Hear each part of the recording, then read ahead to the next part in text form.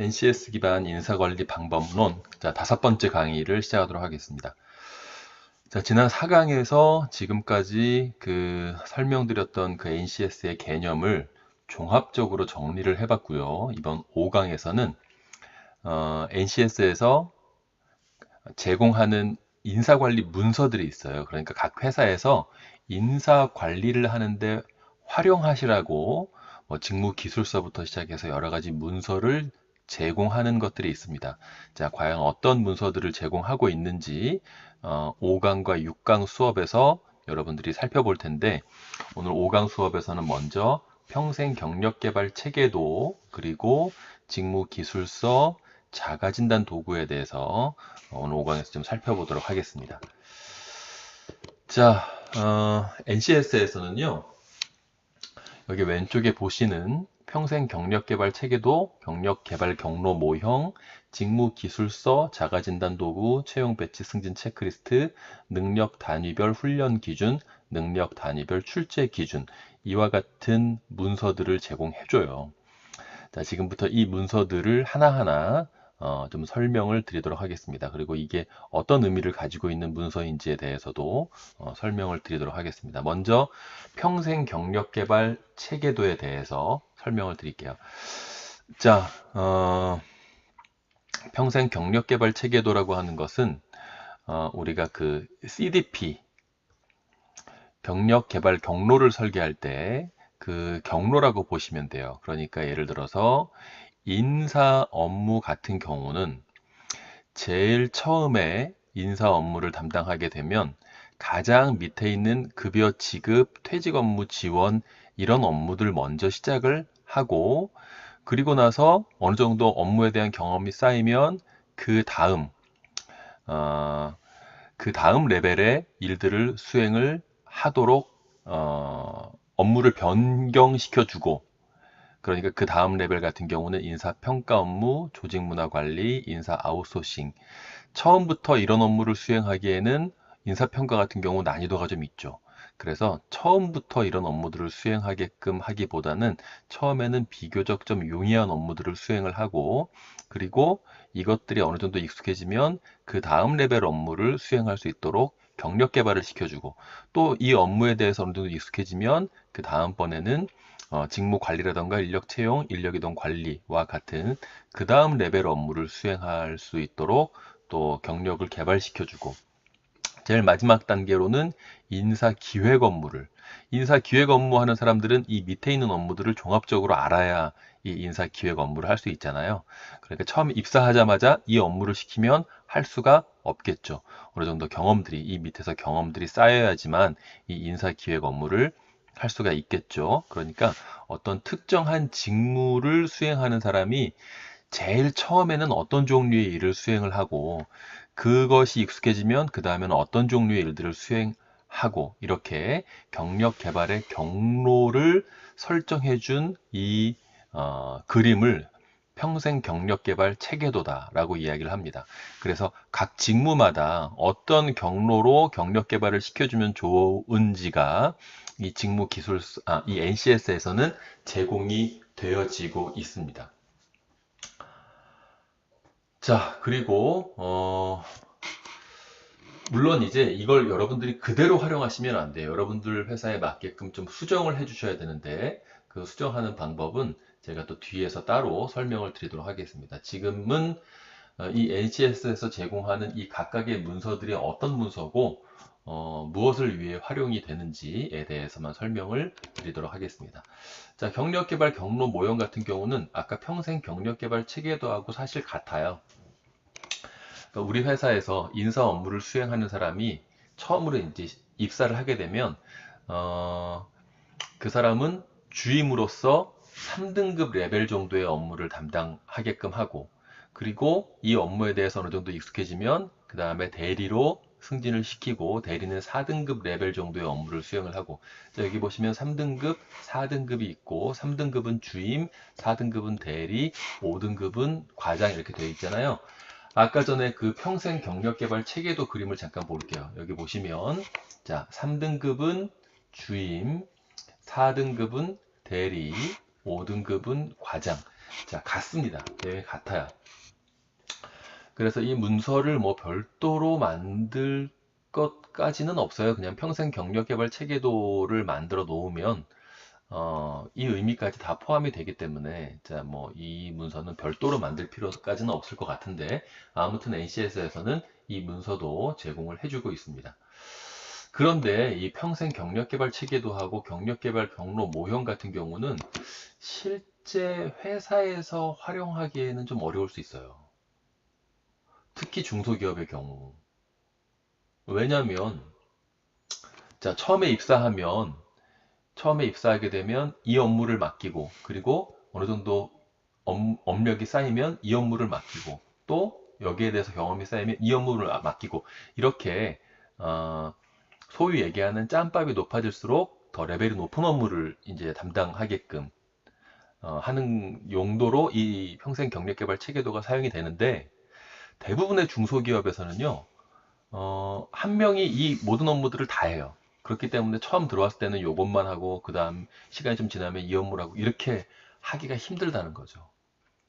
그래서 이 평생 경력개발 체계도하고 경력개발 모형 같은 경우는 중소기업에서 활용하기는 쉽지는 않다. 네. 실제 이걸 잘 활용하고 있는 회사는 별로 보지는 못했던 것 같아요. 자, 아무튼 이런 게 있다라고 하는 것을 좀 참고하시고요. 자, 그리고 직무기술서. 뭐 많은 회사들이 직무기술서를 가지고 있습니다만 이 NCS에서는 직무기술서를 표준화시켜서 만들어서 각 회사가 활용할 수 있도록 표준화된 직무기술서를 제공하고 있습니다. 자, 여기 직무기술서의 샘플, 인사가 있어요. 인사직무. 자, 그런데 이 NCS에서 직무기술서의 특성은 뭐냐면 정확히 얘기하면 직무기술서라기보다 능력단위 기술서라고 보는 게 맞아요.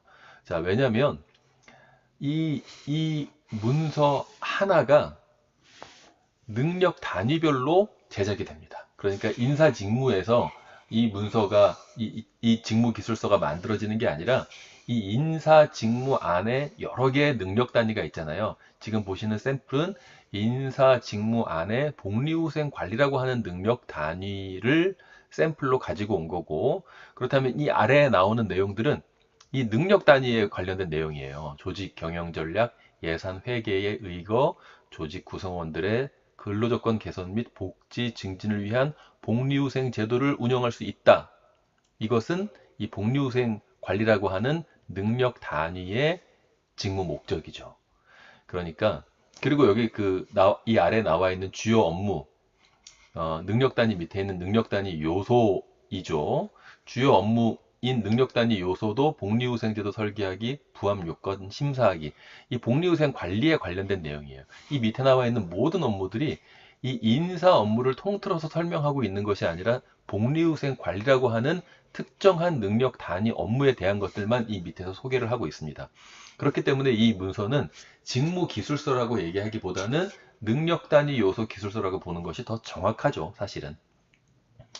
자, 아무튼 이 직무 기술서를 NCS에서는 직무별로 한 장씩 제공해 주는 것이 아니라 직무별로 하나씩 제공해 주는 것이 아니라 능력 단위별로 만들어진 직무 기술서, 정확히 얘기하면 능력 단위 기술서를 제공을 해주고 있습니다. 자, 그래서 그 능력 단위 안에 어떤 능력 단위 요소들이 있는지, 그리고 그 능력 단위 요소 안에 이것들이 수행 준거가 되겠죠.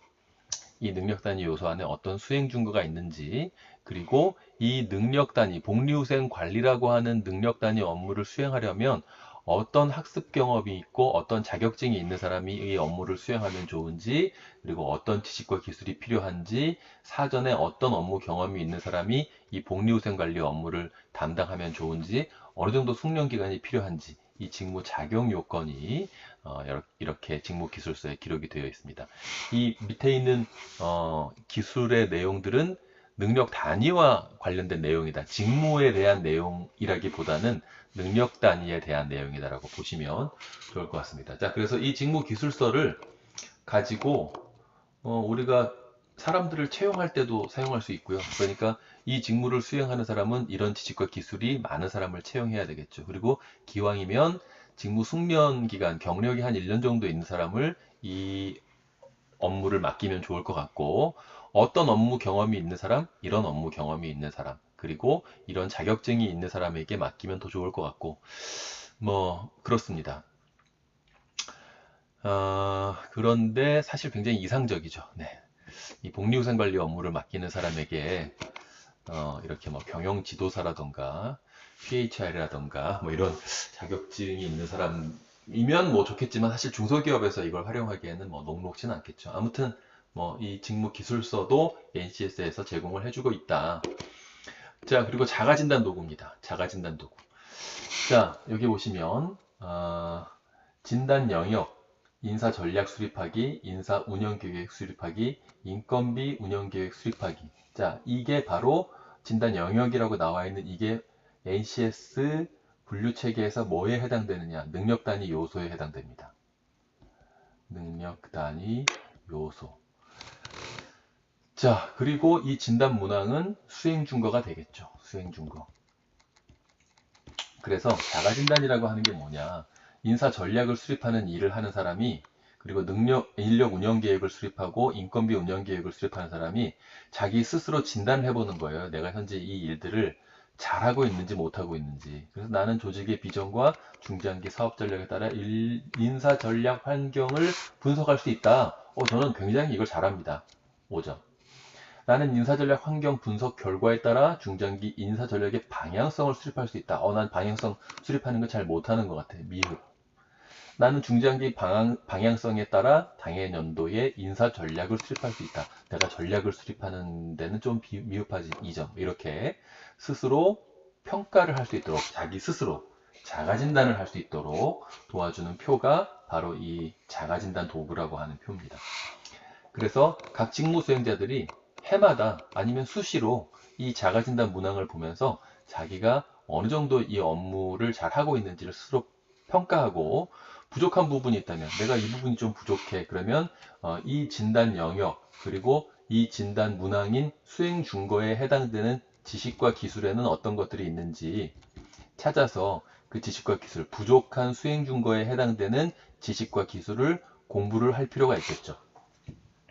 자, 이렇게 스스로 자기가 이 직무를 현재 잘하고 있는지 못하고 있는지를 판단할 수 있도록 도와주는 도구가 바로 이 자가진단 도구가 되겠습니다.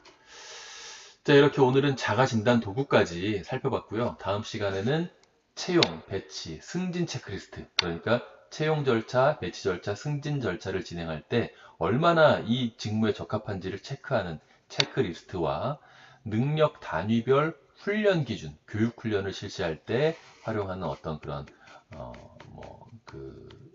뭐랄까요? 커리큘럼에 대한 소개, 뭐 이런 것들이 되겠죠. 그 다음에 능력 단위별 출제 기준, 문제를 출제할 때 출제 기준, 뭐 이런 것들에 대해서 다음 시간에 살펴보도록 하겠습니다.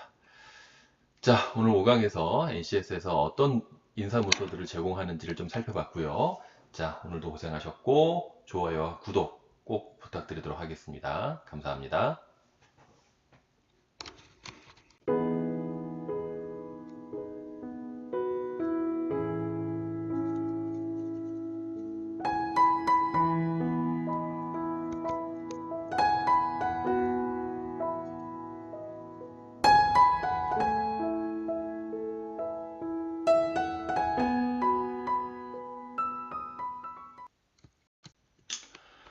네, 자, 여기 NCS 사이트를 보시면은요, 이렇게 이 뭐 특정한 인사 세분류, 특정한 직무에 대해서 NCS에서는 이 세분류가 직무라고 말씀을 드렸잖아요. 자, 이 특정한 세분류의 어떤 인사관리 내용 문서들을 제공하는지가 여기 나와 있어요. 여기서부터가 해당되는 이 NCS에서 제공하는 문서들입니다. 경력개발 경로 모형, 직무기술서, 체크리스트, 자가진단 도구, 그리고 훈련 기준, 출제 기준, 뭐 이런 것들이 쭉 NCS에서 제공되는 문서로 나와 있는데요. 각각의 것들은 이쪽에 첨부 파일에서 다운받으시면 되는데 이 밑에 있는 모든 문서들이 다 총망라되어 있는 문서가 제일 위에 여기에 이렇게 있습니다. 자, 그래서 이 문서를 다운받으시면 굉장히 방대한 양의 한글 파일을 여러분들이 받으실 수 있어요. 자, 페이지를 보시면 총 254페이지죠. 이게 인사 직무하고 관련해서 NCS가 제공하는 인사관리 문서들을 다 총망라해 놓은 겁니다. 인사 직무. 자, 그래서 보시면 자, 잠깐만 볼게요. 자, 능력 단위별 세부 내용, 그리고 쭉 보시면